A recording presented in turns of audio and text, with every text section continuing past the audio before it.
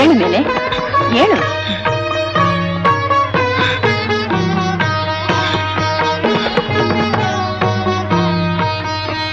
ನಿನಗೇನು ಬೇಕು? ಭಯಪಡಬೇಡ, ಧೈರ್ಯವಾಗಿ ಕೇಳು. ಬೇರೇನು ಬೇಡವೆ? ಐಶ್ವರ್ಯ, ಆಯುಸ್ಸು, ಅಂತಸ್ತು? ಇದೀಟ ಕೇಳಬೇಕು ಅಂತ ನನ್ನ ಹೆಂಡತಿ ಹೇಳ್ಕೊಟ್ಟವಳೆ. ನಂಗೆ ಅದೇ ಬೇಕು. ಕುಳಿತುಕೋ. ನಾಲಿಗೆ ತೆಗಿ.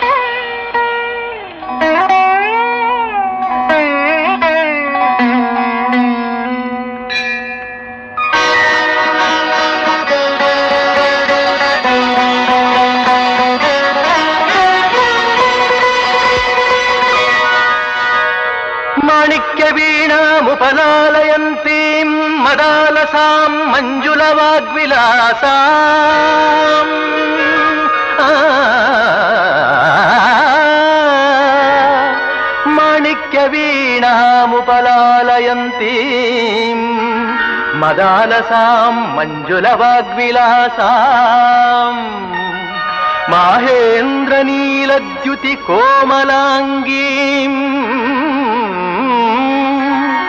ಮಾಹೇಂದ್ರ ನೀಲದ್ಯುತಿ ಕೋಮಲಾಂಗೀಂ ಮಾತಂಗ ಕನ್ಯಾಂ ಮನಸಾ ಸ್ಮರಾಮಿ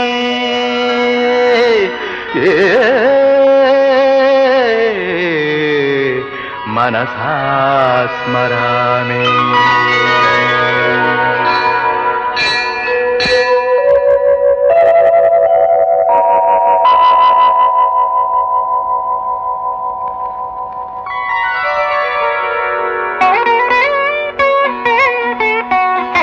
ಚತುರ್ಭುಜೆ ಚಂದ್ರಕಳಾವತಂಸೆ ಕುಚೋನ್ನತೆ ಕುಂಕುಮರಾಗ ಶೋಣೆ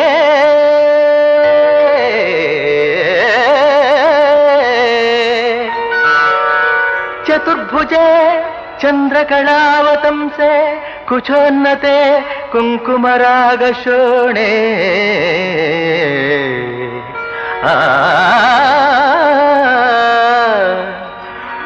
ಪುಂಡ್ರೇಕ್ಷುಪಾಶಾಂಕುಶ ಪುಷ್ಪಬಾಣಹಸ್ತೆ ನಮಸ್ತೆ ಜಗದೇಕಮಾತಃ.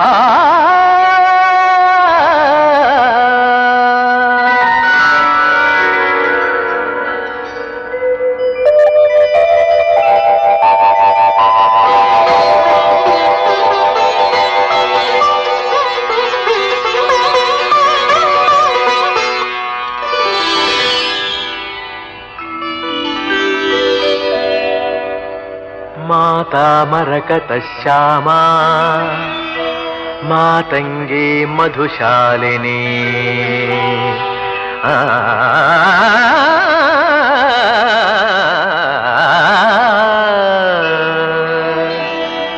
ಮಾತಾ ಮರಕತ ಶ್ಯಾಮ ಮಾತಂಗಿ ಮಧುಶಾಲಿನಿ ಕುರ್ಯಾತ್ ಕಟಾಕ್ಷಂ ಕಲ್ಯಾಣಿ ಕದಂಬವನವಾಸಿನಿ ಮಾತಾ ಮರಕತ ಶ್ಯಾಮಾ ಮಾತಂಗೇ ಮಧುಶಾಲಿನಿ ಕುರ್ಯಾತ್ ಕಟಾಕ್ಷಂ ಕಲ್ಯಾಣಿ ಕದಂಬವನವಾಸಿನಿ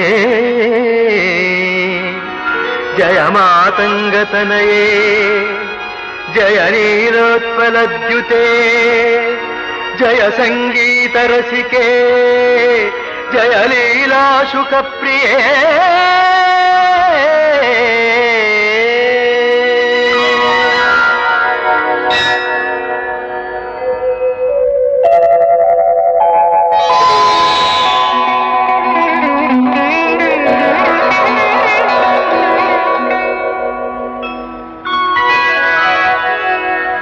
ಸುಧಾ ಸಮುದ್ರಾಂತ ಹೃದ್ಯನ್ಮಣಿ ದ್ವೀಪ ಸಂರೂಢ ಬಿಲ್ವಾಟವೀ ಮಧ್ಯ ಕಲ್ಪದ್ರುಮಾ ಕಲ್ಪ ಕಾದಂಬ ಕಾಂತಾರ ವಾಸ ಪ್ರಿಯೇ ಕೃತ್ತಿವಾಸ ಪ್ರಿಯೇ ಸರ್ವಲೋಕ ಪ್ರಿಯೇ ವಲ್ಲಕೀ ವಾದನ ಪ್ರಕ್ರಿಯಾಲೋಲ ತಾಲೀದಲಾಬದ್ಧ ತಾಟಂಕ ಭೂಷಾ ವಿಶೇಷಾನ್ವಿತೆ ಸಿದ್ಧ ಸಮ್ಮಾನಿತೆ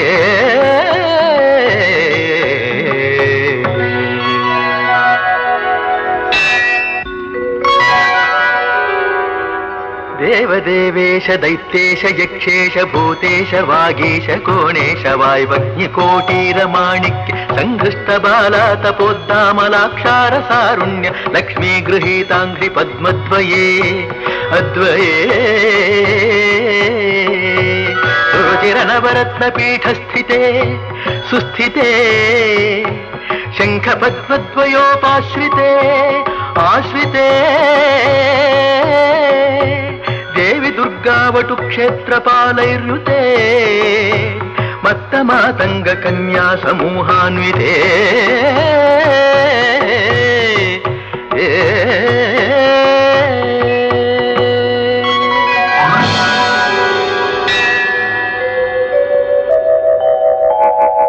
सर्वयंत्रात्मिके सर्वमंत्रात्मिके सर्वतंत्रात्मिके सर्वमुद्रात्मिके सर्वशक्त्यात्मिके सर्ववर्णात्मिके सर्वरूपे जगन्मातृके हे जगन्मातृके पाहि मां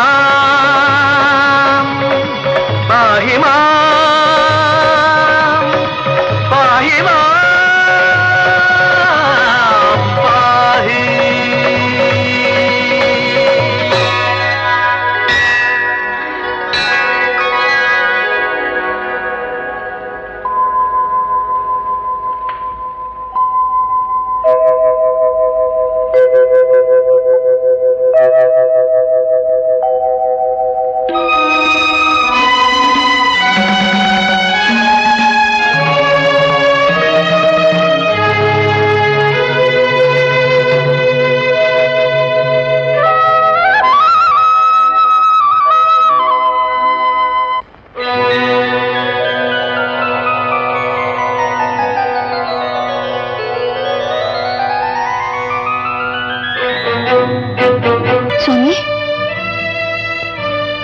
ಸ್ವಾಮಿ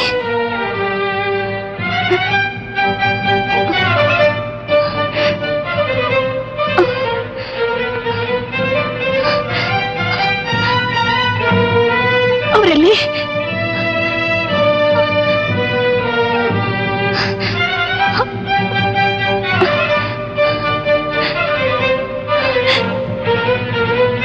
ಎಲ್ಲಿ ಅವರಲ್ಲಿ ಸ್ವಾಮಿ ಅಯ್ಯೋ ಸ್ವಾಮಿ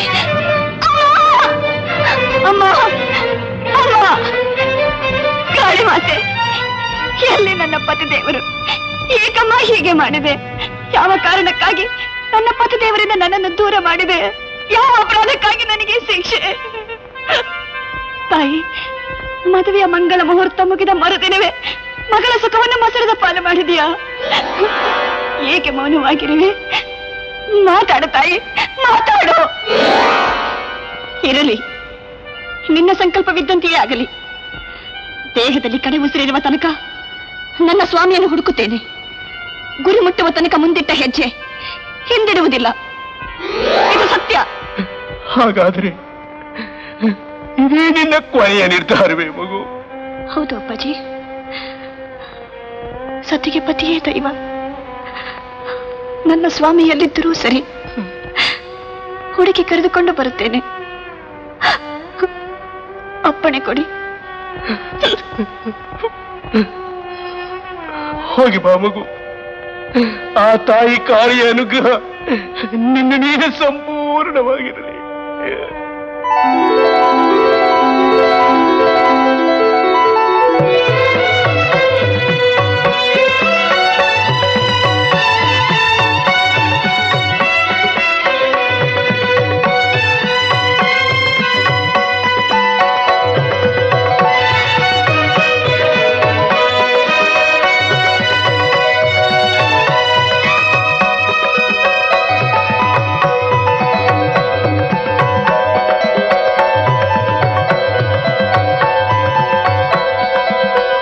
ಕರ್ಣನಂತೆ ಕೊಡುವುದರಲ್ಲೇ ಆನಂದ ಪಡುವವನು, ಧರ್ಮನಂದನಂತೆ ಧರ್ಮಬುದ್ಧಿಯುಳ್ಳವನು, ಭೀಮನಂತೆ ಭಕ್ತಾಗ್ರೇಸರನು, ಪಾರ್ಥನಂತೆ ಪರಾಕ್ರಮಶಾಲಿಯು, ಕವಿಗಳೆಂಬ ತಾವರೆಯ ಗುಂಪಿಗೆ ಭಾಸ್ಕರನೂ ಆಗಿ ಕೀರ್ತಿ ಲಕ್ಷ್ಮಿಯ ಕರಪಲ್ಲವಗಳನ್ನು ಅಲಂಕರಿಸಿರುವ ಹೊನ್ನ ಕಳಶದಂತೆ ಕಂಗೊಳಿಸುತ್ತಾ ನಭೂತೋ ನ ಭವಿಷ್ಯತಿ ಎನ್ನುವಂತೆ, ಬ್ರಹ್ಮನೇ ಬೆರಗಾಗಿ ನೋಡುವಂತೆ ಮಹಾವೈಭವದಿಂದ ಮೆರೆಯುತ್ತಿರುವ ಭೋಜರಾಜನೇ, ನಿಮ್ಮಂಥ ಸರಸ್ವತಿ ಪುತ್ರರ ಮಹದಾಶೀರ್ವಾದ. ಮಹಾಪ್ರಭು, ಇಂದಿನ ನಿಮ್ಮ ಏಳಿಗೆಗೆ ಕ್ರಿಯಾಸಿದ್ಧಿಯೇ ಕಾರಣವಲ್ಲದೆ ಯಾರೊಬ್ಬರ ಆಶೀರ್ವಾದವೂ ಅಲ್ಲ ಎಂಬುದೇ ನನ್ನ ಭಾವನೆ. ಘಟೋ ಜನ್ಮಸ್ಥಾನಂ ಮೃಗ ಪರಿಜನೋ ಭೂರ್ಜವಸನಃ ವನೇ ವಾಸಃ ಕಂದಾದಿಕಮಶನಂ ಏವಂ ವಿಧ ಗುಣಃ ಅಗಸ್ತ್ಯ ಪಾಥೋಧಿಂ ಯದಕೃತ ಕರಾಂಭೋಜ ಕುಹರೇ ಕ್ರಿಯಾ ಸಿದ್ಧಿ ಸತ್ವೇ ಭವತಿ ಮಹತಾಂ ನೋಪಕರಣೇ.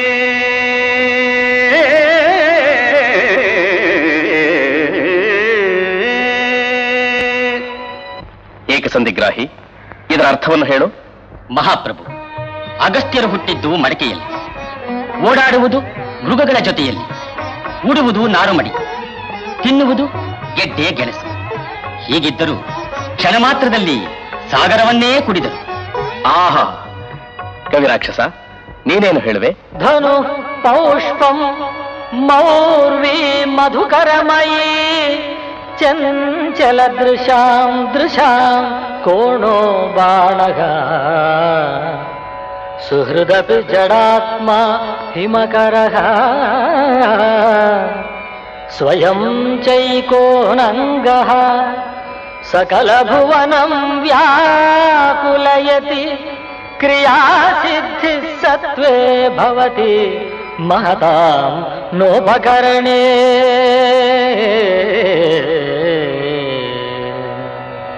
ಆಹಾ, ಅದ್ಭುತ. ದ್ವಿಸಂಧಿಗ್ರಾಹಿ, ಪ್ರಭು, ಮನ್ಮಥನು ಸ್ವಭಾವದಿಂದ ಚಪಲಚಿತ್ತನು. ಶರೀರವೇ ಇಲ್ಲ, ಹೂವಿನ ಬಿಲ್ಲು, ದುಂಬಿಗಳ ಹೆದೆ, ಹೆಂಗಸರ ಓರಿ ನೋಟಿವೆ ಬಾಣ, ತಂಪಾದ ಚಂದ್ರನೇ ಗೆಳೆಯ. ಹೀಗಿದ್ದರೂ ಪ್ರಪಂಚವನ್ನೇ ತಲ್ಲಣಗೊಳಿಸುವನು ತನ್ನ ಸಾಮರ್ಥ್ಯದಿಂದ. ಆಹಾ, ನಾನೆಂತಹ ಭಾಗ್ಯಶಾಲಿ. ಕಾನನದಲ್ಲಿ ಕೋಗಿಲೆಗಳು ವಸಂತ ಕಾಲದಲ್ಲಿ ಮಾತ್ರ ಹಾಡುತ್ತವೆ. ಈ ನನ್ನ ಅರಮನೆಯಲ್ಲಿ ಮಹಾಕವಿಗಳು ಜೀವ ತೊರೆದ ಹೊನ್ನ ಕೋಗಿಲೆಗಳಾಗಿ ಅನವರತ ಗಾನ ಮಾಡುತ್ತಿರಲು ನನ್ನ ಜೀವ ಆನಂದದಿಂದ ಧನ್ಯ ಭೋಜರಾಜ, ಧನ್ಯ ನೀನು ಎನ್ನುತ್ತಿದೆ. ಪ್ರಭು, ಅದಕ್ಕೆ ಎಲ್ಲರೂ ಈ ಧಾರಾನಗರವನ್ನು ವಿದ್ವಾಂಸರ ತವರೂರು, ಸರಸ್ವತಿಯ ದೇವಾಲಯ ಎನ್ನುವರು. ಮಂತ್ರಿಗಳ ಮಾತು ಅಕ್ಷರಶಃ ನಿಜ. ಪ್ರಭುಗಳ ಸಮ್ಮುಖದಲ್ಲಿರುವ ಈ ಕವಿಗಳಿಗೆ, ಈ ವಿದ್ವಾಂಸರುಗಳಿಗೆ ಸರಿಸಾಟಿಯಾದವನು ಈ ಜಗತ್ತಿನಲ್ಲಿಯೇ ಇಲ್ಲ.